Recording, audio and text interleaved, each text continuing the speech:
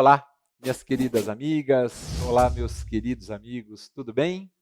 Prazer enorme, uma honra muito grande estar aqui com todos vocês para fazer alguns comentários a respeito do edital, aliás, dessa chuva de editais, né, que nós estamos tendo nos últimos dias, mas em particular do edital para o concurso da magistratura do Estado do Paraná. Eu vou fazer uma breve apresentação aqui para todos. O meu nome é Maurício Ferreira Cunha, eu sou juiz de direito junto ao Tribunal de Justiça de Minas Gerais há 23 anos, sou titular de uma vara de juizados especiais na comarca de Poços de Caldas, sou também mestre e doutor em Direito Processual Civil e com muito orgulho coordenador do curso Carreiras Jurídicas para Juiz de Direito aqui da Verbo Jurídico. Eu quero, pessoal, deixar aqui para vocês os nossos canais de contato, tá bom? Para que depois a gente possa fazer, então, os nossos singelos comentários a respeito deste edital para a magistratura do Estado do Paraná, tão aguardado por nós, tá bom? Vamos ver os nossos canais de contato. Aí estão, pessoal. Nós temos um grupo de estudos voltado para a magistratura estadual no Telegram, que é o Cunha_ProCivil. No Instagram, o nosso perfil é o Cunha ProCivil. Nós colocamos dicas jurídicas diárias, diferentes daquelas que nós colocamos no Telegram, são diferentes. E o meu único e-mail é esse aqui, pessoal. Fiquem à vontade para escrever quaisquer dúvidas, né, que todos tiverem, por favor, me escrevam.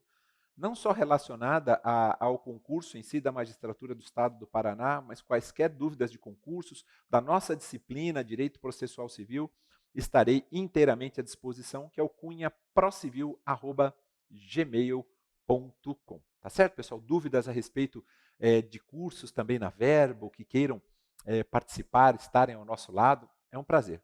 Conversarei com todos com o maior prazer do mundo. Aliás, repito, eu tenho um orgulho muito grande de fazer parte dessa equipe da Verbo Jurídico. Bom, vamos lá, pessoal. Muita gente começa perguntando, né, quando sai algum edital, ou quando já começa a se preparar para algum concurso específico, qual é a nota de corte nos últimos certames realizados. Eu vou começar essa abordagem, pessoal, falando justamente dessa nota de corte. Eu confesso a vocês que, particularmente, para mim, né, eu pelo menos vejo dessa maneira, particularmente, não foi algo que me preocupava. Eu não me preocupava com nota de corte quando eu estava me preparando para o concurso da magistratura do Estado das Minas Gerais. Não era algo que me tocava.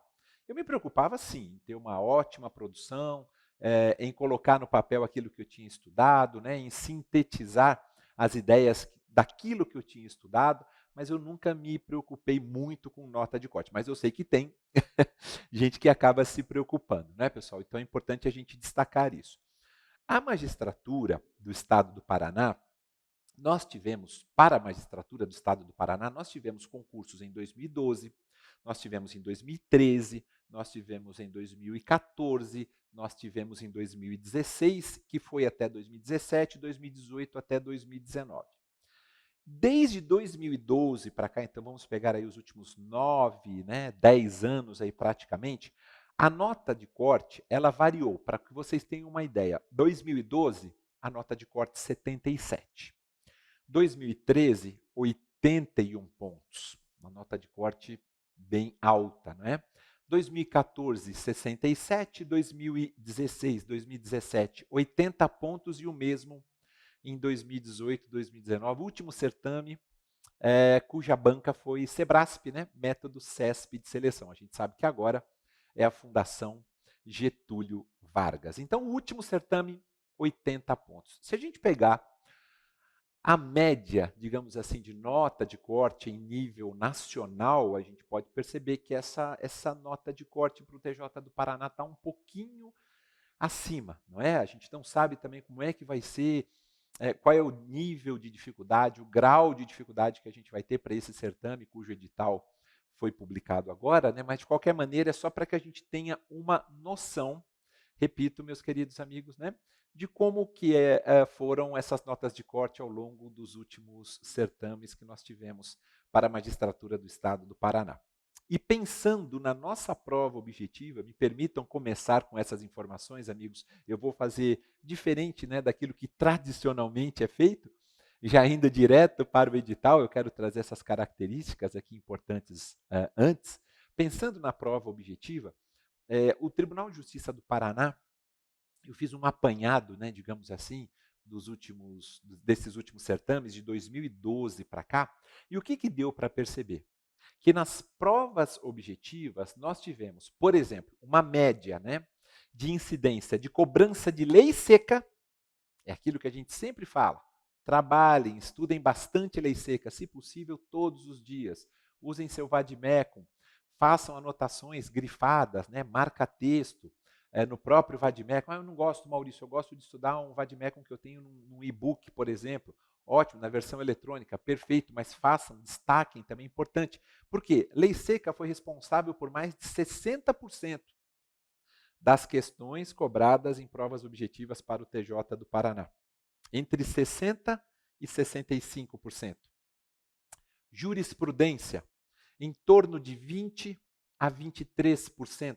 Então, percebam, entre 60% a 65% de lei seca, entre 20% e 23%, aproximadamente, tá, pessoal? São cálculos aproximados de jurisprudência. E jurisprudência a gente tem que bater no quê, pessoal? A gente sabe bem. Jurisprudência a gente tem que bater na leitura das súmulas, nos informativos. Maurício, quanto tempo que eu pego de informativos para poder estudar? De preferência os últimos 3 anos, STJ, STF.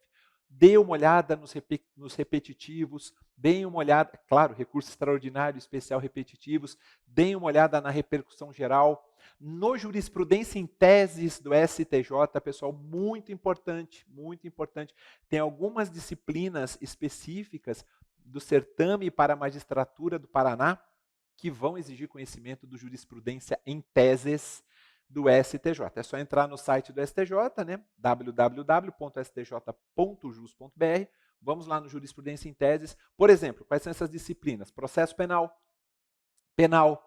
direito do consumidor, juizados especiais cíveis e criminais, né, que é uma disciplina específica do edital da magistratura do Paraná, ambiental, vai estar ali no jurisprudência em teses. E além de lei seca, além de jurisprudência, a gente tem um pouquinho de cobrança de doutrina, principalmente as questões conceituais de definição, algo em torno aí de uns 13%.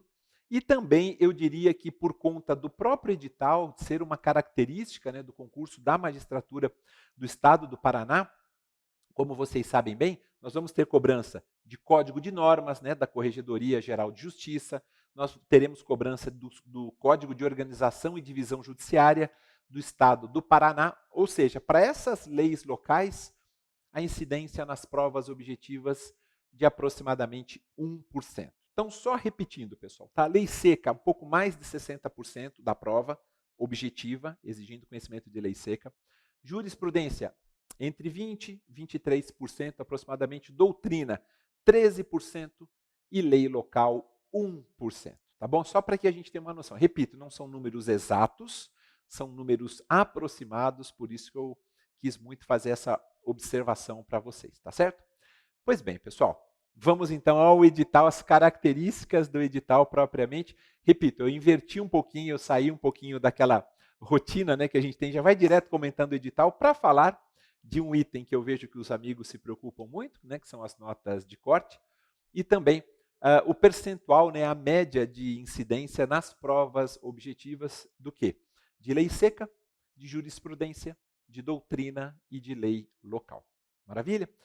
Edital, pessoal. A gente sabe muito bem que nós temos 12 vagas, né? Período de inscrição, banca. Vamos colocar na telinha? Vamos lá, por favor, vejam só.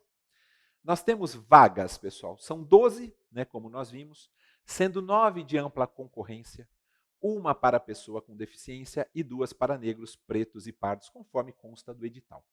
Só uma observação rápida, pessoal.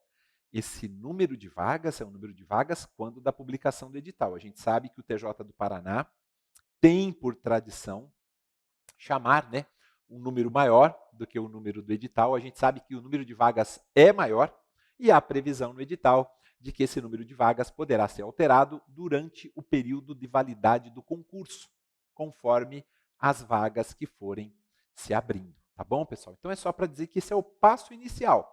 São as 12 vagas, é o pontapé inicial. Mas a gente sabe que, repito, porque consta do edital, durante o período de validade do concurso, outras vagas, né, serão abertas por conta de aposentadoria, por conta de promoções, etc, etc. Obviamente que esse número será incrementado. Voltando lá ao nosso slidezinho, pessoal. Período de inscrição 9 de junho, começam as inscrições em 9 de junho. Vamos até 14 de julho. O valor da taxa, né, a ser paga é de R$ 288,44 e as inscrições podem ser feitas, vou destacar com marca-texto aqui, queridos amigos, por esse endereço que consta, né, do edital da Fundação Getúlio Vargas, né, fgv.br/fgv-conhecimento/concursos/TJPR21, tá bom? E só lembrando, né, destacando o valor 288,44, que para nós concurseiros não é fácil, né, gente? A gente sabe, principalmente com essa chuva de editais, claro que nós temos aquelas pessoas que podem ter seus pedidos, né, de gratuidade aí deferidos, mas de qualquer maneira, fica aí a observação do montante para vocês. É a banca GV. Só tem um detalhe, pessoal. Eu vou destacar aqui a Fundação Getúlio Vargas. Essa observação está no edital e eu estou aqui destrinchando para vocês. A GV, ela será responsável pela elaboração e correção da prova objetiva seletiva, tá bom? E organização e logística da primeira e da segunda etapas, mas vejam só, que em relação à segunda etapa, a gente pensando na prova discursiva, prova de sentença civil, de sentença criminal, a GV fica só com organização e logística, perfeito? E acompanhamento do certame até fase final. Ou seja, nós vamos ter a GV atuando na primeira fase, da primeira etapa. Dali para frente, nós temos a comissão de concurso, né, que vai atuar para que a gente tenha depois a prova discursiva, sentença civil, sentença criminal. A gente vai ter inscrição definitiva, prova oral, avaliação de títulos e, se Deus quiser, aí, a nossa nomeação e depois a nossa posse, tá certo? Mas já que será a comissão de concurso responsável pela segunda etapa, pela fase oral, vamos dar uma olhada quem é que faz parte dessa comissão de concurso. Claro que nós podemos ter alterações, né, ao longo aí do certame, principalmente até antes da prova objetiva, né, seletiva, mas de qualquer maneira são esses os nomes que nós temos hoje, nesse momento em que estamos gravando para todos vocês. Vamos lá. Olhem só, pessoal. Presidente, o desembargador Luiz Osório Moraes Panza, a desembargadora Lilian Romero, desembargador Rogério Etzel, desembargadora Elizabeth Maria de França Rocha, também a juíza de direito substituta em segundo grau, doutora Ângela Maria Machado Costa, e também pela OAB, indicados pela OAB do Paraná, a doutora Rogéria Fagundes Dotti, titular, e uma processualista de mão cheia, muito, muito mesmo, e doutor Carlos Eduardo Pianovski Ruzik, né, como suplente. A doutora Rogéria Fagundes Dotti como titular e o doutor Carlos Eduardo como suplente. Então, essa é a comissão do concurso. Meus amigos, aprofundando o edital, né, nós já vimos algumas informações importantes aqui, eu estou tentando ir direto naquilo que interessa, sem rodeios. Né? Quais são as etapas desse certame? Nós temos primeira etapa com prova objetiva seletiva, qual é o peso que nós temos para cada um desses certames, né? Na segunda etapa, na terceira, na quarta, enfim, na quinta etapa também de avaliação de títulos, vale a pena a gente ver, a gente relembrar, até porque quem já está acostumado, né, o pessoal que já está acostumado a ver os editais, a ler os editais, praticamente a distribuição que vocês vão ver agora em relação às etapas e os pesos, né, são iguais nos respectivos editais, tá bom? Vamos dar uma olhadinha então, por favor. Aí estão, pessoal, as etapas do certame da magistratura do Estado do Paraná. Vamos lá. Primeira etapa, prova objetiva seletiva, como eu falei para vocês, de caráter eliminatório e classificatório com peso 1. Tudo isso consta do edital, tá bom, queridos amigos? A gente está bem acostumado já com isso, né? Segunda etapa, vamos de novo para a canetinha e destacar aqui. São 2 dissertações e 6 questões de caráter eliminatório e classificatório também, além de 2 sentenças uma cível e uma criminal, com o peso 3 para cada uma. Então, 3 mais 3, 6, mais um da primeira etapa, a gente tem 7 já, tá certo? A terceira etapa é a da inscrição definitiva, de caráter eliminatório, como nós sabemos, não tem caráter classificatório, com as seguintes fases: exame de sanidade física e mental, exame psicotécnico, a sindicância da vida pregressa e investigação social. Perfeito? Quarta etapa, pessoal, a prova oral, de caráter eliminatório e classificatório, com peso 2, como já tínhamos 7, com mais 2, 9. E, por fim, a quinta e última etapa, né, com peso 1, que é justamente a avaliação de títulos de caráter classificatório, totalizando 10. Certo? Bom, pessoal, essas etapas elas são conhecidas, repito, né, de quase todos. O que a gente percebe? Os critérios, né, o caráter eliminatório e classificatório, principalmente na primeira e na segunda etapa. Quando a gente fala da terceira etapa para inscrição definitiva, não tem classificação, é só eliminar, ou seja, saber se preenche os requisitos. Se não preenche, é só eliminar, claro, se não preencher, não será o nosso caso, né? Nós preencheremos todos os requisitos com absoluta convicção. Depois, a prova oral, ela é sim eliminatória e classificatória, a depender, não é, do seu desempenho. E a última, a avaliação de títulos de caráter classificatório, porque aí você, com os títulos que tem, pode melhorar a sua classificação, a depender, né, dos demais candidatos também. Você pode ir um pouquinho mais para baixo, mas enfim, é importante que a gente tenha algum título para constar. Esses títulos eles estão delineados, né, no edital, e a gente sabe muito bem, se tiver algum curso de pós-graduação, mestrado, doutorado, algum artigo publicado, algum livro publicado, isso é sempre muito importante. Eu falo isso em todas as aulas, amigos, dentro do possível, claro. Cada um tem o seu tempo para estudar, mas dentro do possível, procurem escrever, né, procurem fazer esses cursos. É claro, aqueles que têm condições e podem fazer, porque isso acaba fazendo uma diferença também no final, quando nós pensamos na questão dos títulos. Mas vocês viram, amigos, que a segunda etapa, né, com as 2 dissertativas, com as 6 questões e as sentenças, e vocês vão perceber que elas serão realizadas em dias seguidos, né, porque a gente vai colocar o cronograma. Essa segunda etapa ela tem o peso maior, né? O nosso foco ali tem que ser um foco muito, muito, muito forte mesmo. Claro que o foco tem que ser ao longo de todo o certame. E para chegar na segunda, a gente tem que passar pela primeira, não é? Mas vamos assim por partes, né? Vamos por etapas mesmo, conforme nós estamos mencionando.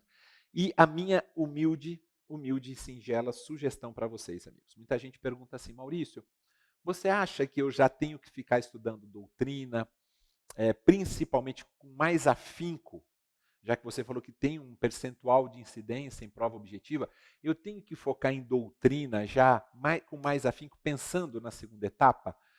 Eu diria assim, eu responderia assim, eu passei por isso, então me sinto muito à vontade para dizer para vocês.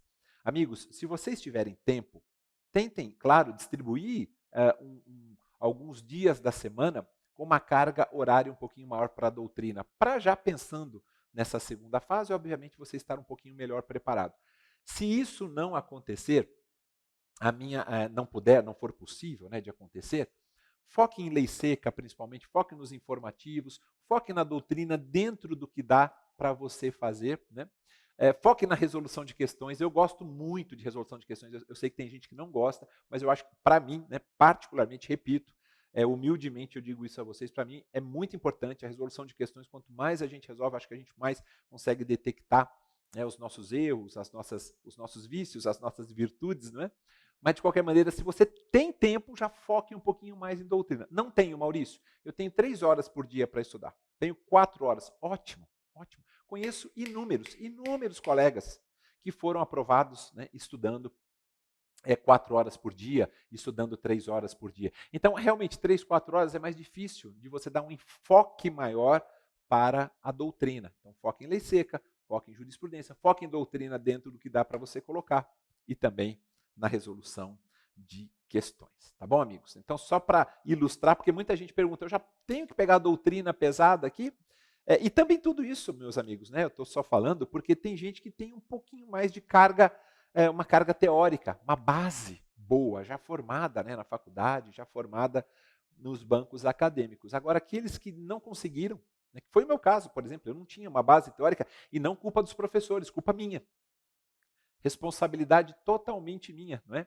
Eu tive que correr atrás do prejuízo depois. Então fica aqui a minha singela sugestão. Tem tempo para estudar a doutrina com mais afinco? Já se preparando para a primeira fase? Manda bala. Não, Maurício, não tenho. Quero focar em lei seca, vou ver doutrina, aquilo que dá para ver, e jurisprudência e questões de concurso. Também sem problema algum.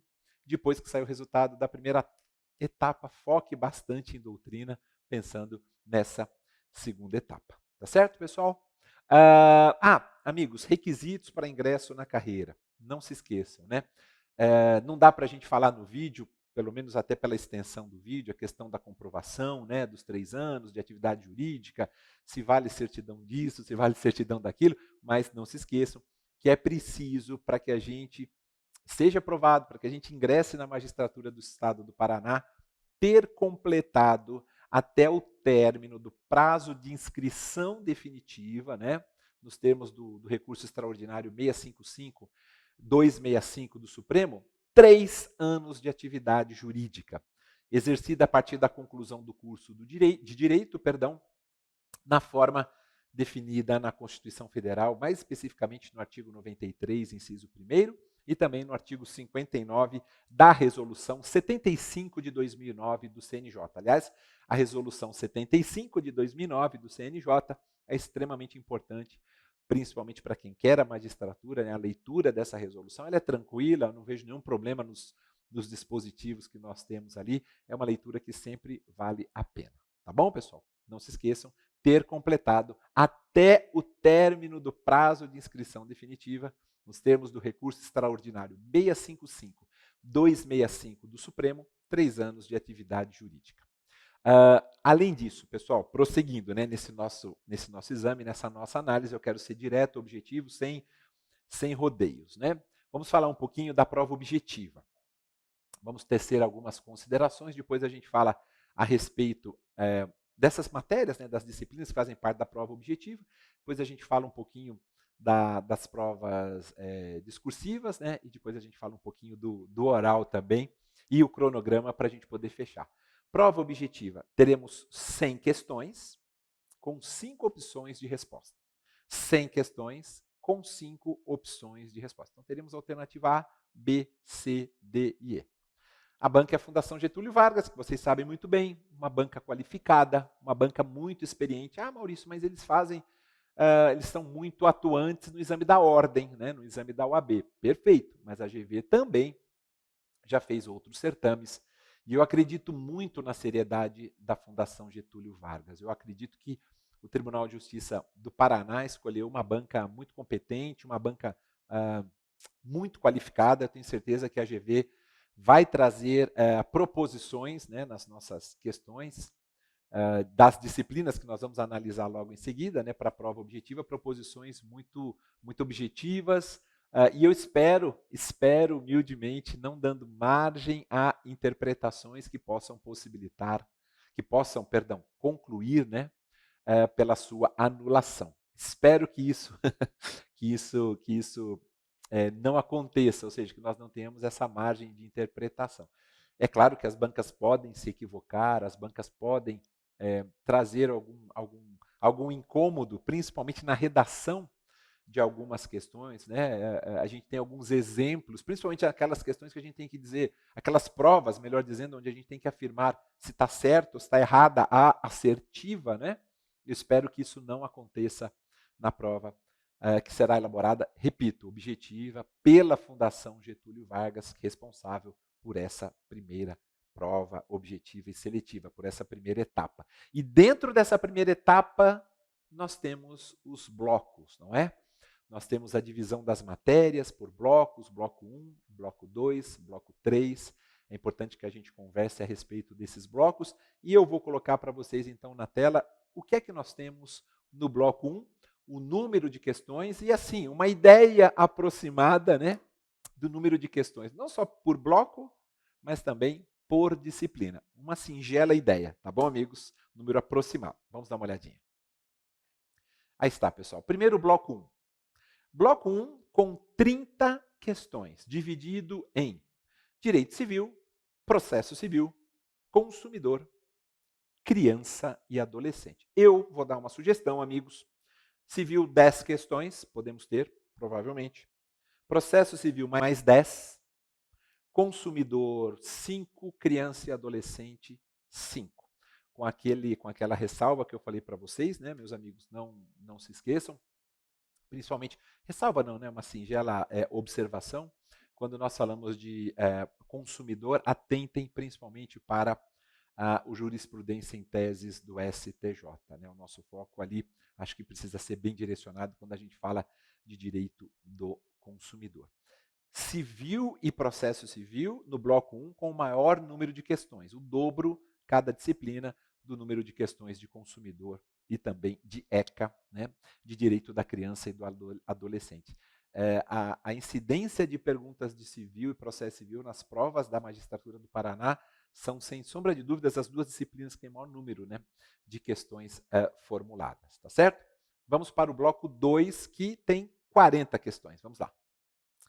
Aí está, pessoal. No bloco 2, com 40 questões, penal, processo penal, constitucional, eleitoral, juizados especiais, né, que é uma característica própria do concurso para a magistratura do Estado do Paraná, e as leis locais, Código de Normas da CGJ e Código de Organização e Divisão Judiciárias do Estado do Paraná, a Lei Estadual 14.277 de 2003, que tem, salvo engano, amigos, em torno de uns 300 artigos, né? Mas não são todos que efetivamente nos interessam. Aqui a gente pode jogar umas 10 questões ali para penal, umas 10 para processo penal, vamos colocar aí umas 9, talvez 10 para constitucional e o restante dividido em direito eleitoral, juizados especiais e as leis locais. Eu vou chutar, evidentemente, meus amigos, que para juizados especiais nós devemos ter 3 ou 4 questões, né? Importante a gente fazer a leitura da Lei 9.099, de 95, e também a Lei 12.153, de 2009, que trata dos juizados especiais da Fazenda Pública. A gente sabe que o microsistema ele é formado pela 9.099, de 95, juizados estaduais, pela 10.259, de 2001, juizados especiais federais, mas essa a gente não precisa se preocupar, e a 12.153 de 2009, que trata dos juizados especiais da Fazenda Pública. Então eu focaria na primeira e na última, tá? Na 9.099 e na 12.153. As cobranças que a gente tem percebido de questões relacionadas a juizados especiais, elas estão direcionadas para texto de lei, propriamente, tá bom, queridos amigos?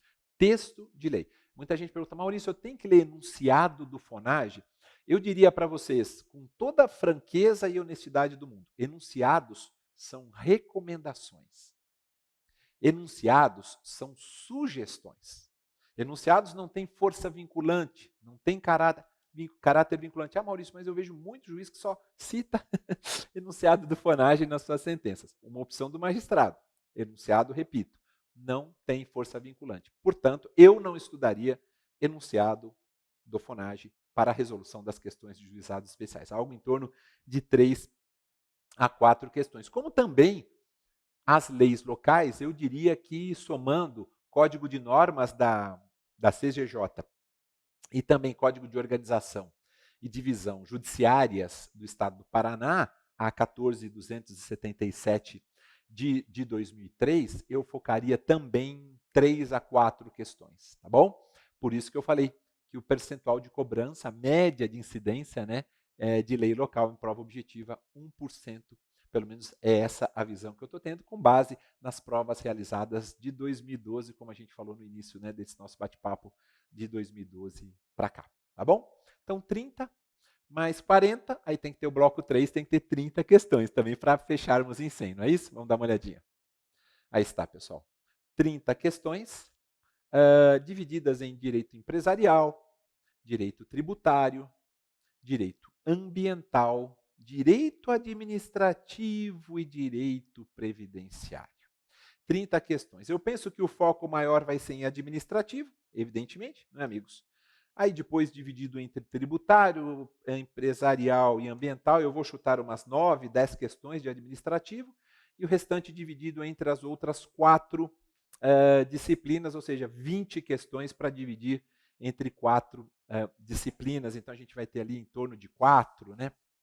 5 questões para cada uma dessas disciplinas. Administrativo, tributário, empresarial, ambiental e previdenciário. O grosso mesmo deve ser para administrativo, talvez 9 a 10 questões.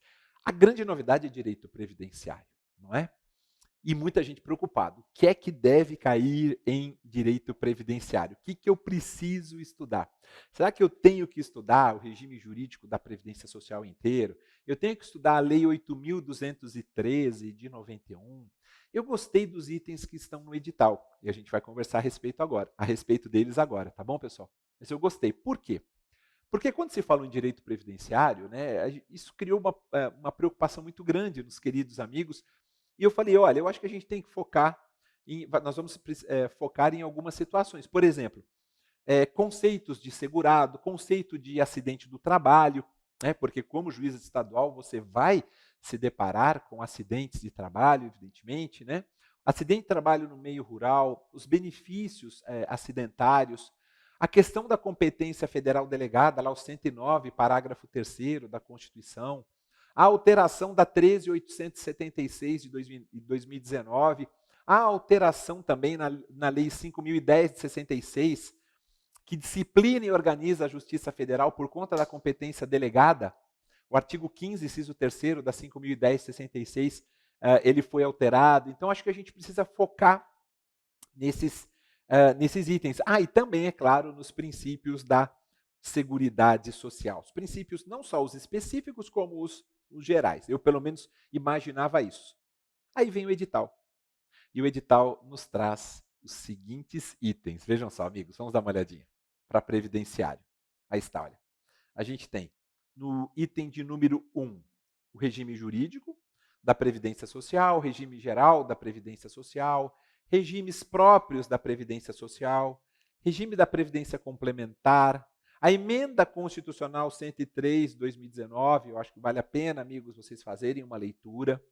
No item 2, a 8.213 de 91, eu tinha certeza que ela viria, né, para cobrança. Conceito de segurado, de acidente do trabalho, e equiparados. Vejam que não fala de auxílio reclusão, claro, porque a gente também não lida com isso na estadual. Acidente do trabalho no meio rural, benefícios acidentários, auxílio doença acidentário, auxílio acidente, aposentadoria por invalidez decorrente de acidente do trabalho. Eu focaria nesse item 2, eu acho que valeria muito a pena a gente fazer uma leitura desses itens, né, que constam subitens, né, que constam do item 2. E o item 3 também. O item 3 também, por quê? Porque ele fala da competência federal delegada e benefícios previdenciários comuns. Só uma observação, viu, pessoal? Queria deixar aqui registrada para vocês em relação a esse item 3, já voltamos para o 4, para o 5 e para o 6. Em relação às alterações que eu disse a vocês, o 109, parágrafo 3º, a alteração que nós tivemos da Constituição Federal, a 5.010 de 66, que disciplina e organiza a Justiça Federal. Por quê, pessoal? Porque nós sabemos que naquelas ações envolvendo benefícios de natureza pecuniária entre a Seguridade Social e o segurado, ou seja, entre o INSS e o segurado, agora a gente tem um critério ali definido, isso vale inclusive para as ações de produção antecipada de provas, do 381, 382, 383 do CPC, nós temos um critério ali de distância, de 70 quilômetros. 70 quilômetros. Basicamente é dizer o seguinte, se o segurado quiser demandar contra o Instituto Nacional de Seguro Social, contra o INSS, na comarca dele, onde o segurado vive, existe justiça estadual, ele poderá demandar ali, em relação aos benefícios de natureza pecuniária, sem precisar se deslocar para aquela cidade onde tem a Justiça Federal ali mais próxima, mas desde que essa cidade em que nós tenhamos Justiça Federal instalada diste mais de 70 quilômetros de onde ele mora. Se houver uma distância menor de 70 quilômetros, ele tem que demandar lá, naquela cidade onde tem Justiça Federal instalada. Isso é extremamente importante. Vou repetir, amigos, para ficar bem claro. Segurado contra o INSS. Pedido de benefício de natureza pecuniária. Onde ele reside, na cidade dele, é comarca. Lá é comarca, tem Justiça Estadual devidamente instalada. Perfeito. Por conta da competência por delegação, ele vai poder demandar ali, desde que a cidade mais próxima, onde tem uma Justiça Federal instalada, diste mais de 70 quilômetros de onde ele reside. Tá bom? Muito cuidado. Esse item 3 é um item que me chama a atenção. Voltando lá para o edital, amigos, vamos lá. Aí está, o item 4, Previdência Privada, regime de previdência complementar à Lei 109/2001, planos de benefícios de entidades abertas e fechadas. Item 5, fontes do direito da Seguridade Social, Constituição, leis, atos do Poder Executivo, normas coletivas e regulamentos. Vejam que esse item 5 está muito genérico, está muito aberto, faltou colocar um pontinho final aqui.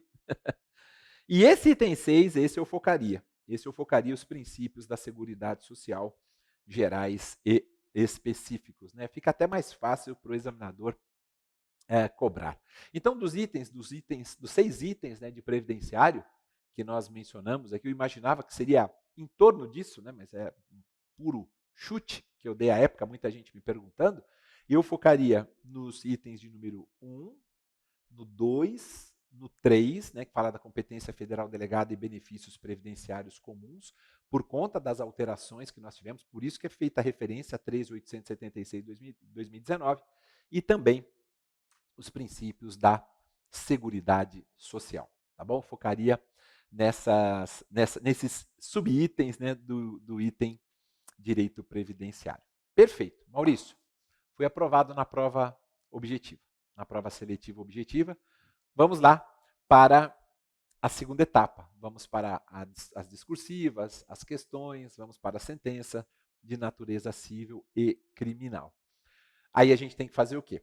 Quando a gente for para a sentença civil, para a segunda etapa, que inclui sentença civil e criminal, dissertação e também as questões discursivas, a gente vai ter que trabalhar muito humanística, as noções gerais de direito, humanística. Tudo isso a gente está cansado de saber, por isso que eu estou sendo direto, objetivo no que importa. A gente vai ter que dar uma olhadinha, assim, nessas noções gerais de direito, na formação humanística.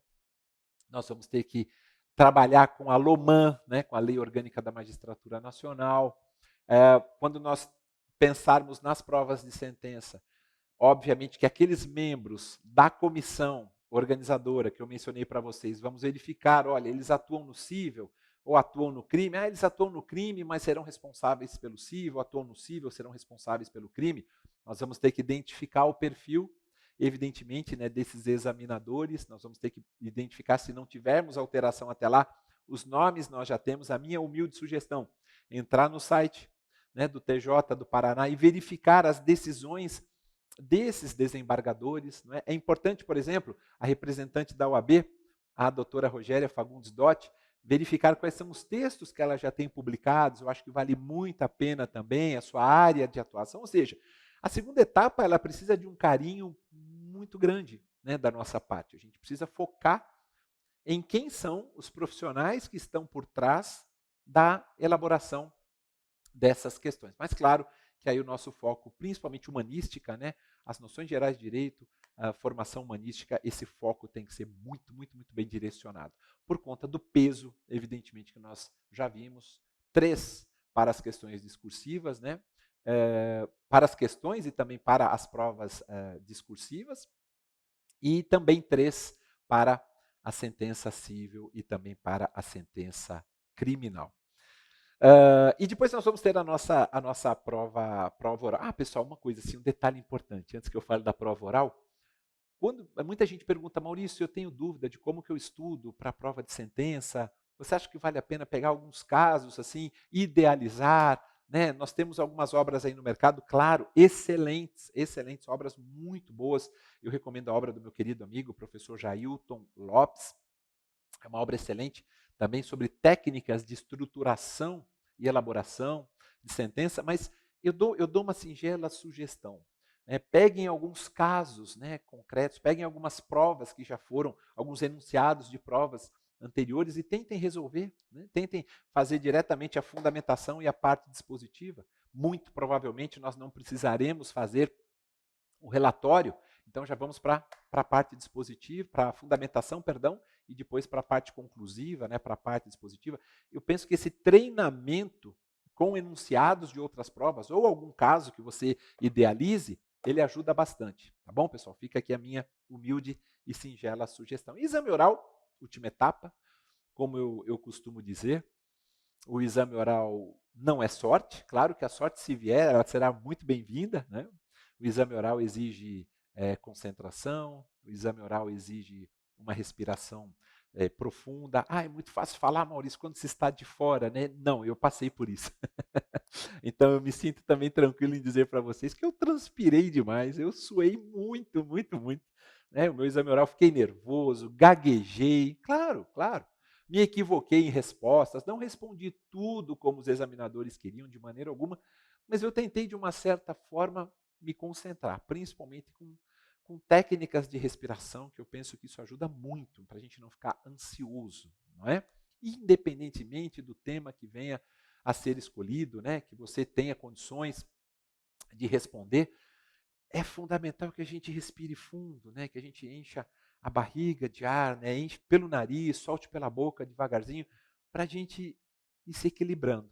E aí as ideias fluem melhor. O exame oral tem muito do lado emocional. Aliás, o certame inteiro, mas o oral, quando a gente já está na última etapa, praticamente a gente já está cansado, se não estivermos prestando outros concursos, tudo isso acaba, digamos assim, sendo aglomerado, que é uma expressão que a gente tem usado muito nos últimos tempos, aglomerado principalmente nessa fase oral, tá certo? Pessoal, e o cronograma? Opa, para a gente fechar, Cronograma estimado de realização das provas, conforme dispõe a própria resolução A75 de 2009 do CNJ, O artigo 13, inciso 4, ele diz, obviamente, que nós teremos que ter um cronograma. Então, nós temos datas previstas, datas prováveis de prova objetiva, de prova discursiva, da prova da sentença, a inscrição definitiva e também prova oral. Vamos dar uma olhadinha no nosso cronograma. Aí está, queridos amigos, cronograma estimado de realização das provas nos termos da resolução 75 de 2009 do CNJ.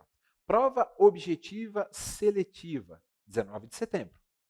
Então, nós temos aí, se a gente parar para pensar, nós temos o mês de junho, julho, agosto e mais alguns dias do mês de setembro, tudo permanecendo nessa data. Um tempo bem interessante para que a gente possa fazer uma preparação correta, uma preparação adequada, repito, dentro das nossas possibilidades. Prova discursiva e provas práticas de sentenças, 3 dias seguidos. Vejam, 20 de novembro, 21 de novembro, 22 de novembro. Dia 20, a prova discursiva e as provas práticas civil e criminal, dias 21 e 22 do 11.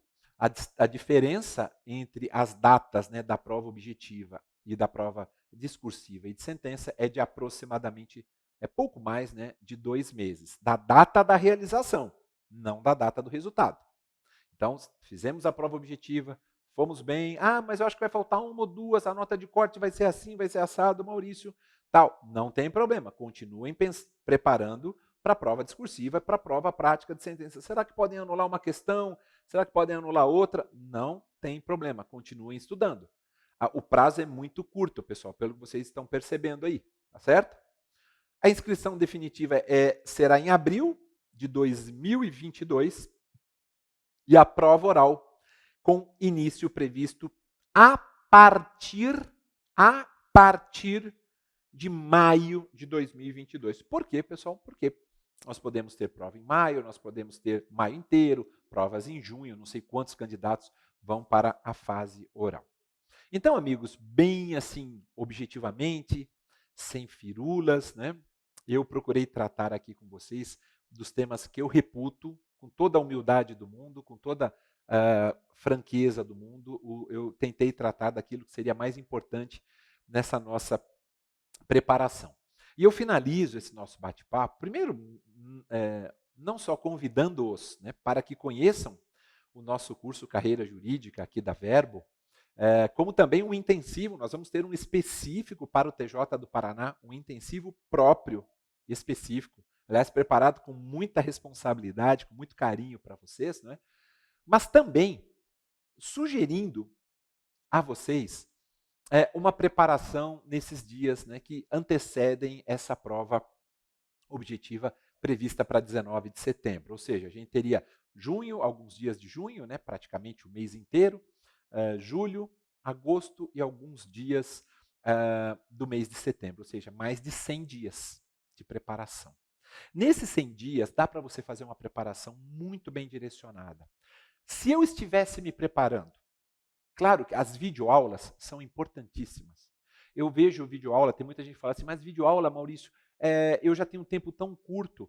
Pegue uma horinha do seu dia para as videoaulas. Então deixe a segunda-feira, por exemplo, para a matéria que você mais gosta. Na terça, aquela matéria que você gosta um pouquinho menos. Na quarta, um pouquinho menos, por aí vai. Eu fiz assim. Eu começava, por exemplo, segunda-feira com um processo civil e depois eu coloquei civil também, o direito material. Então, processo civil e civil na segunda-feira.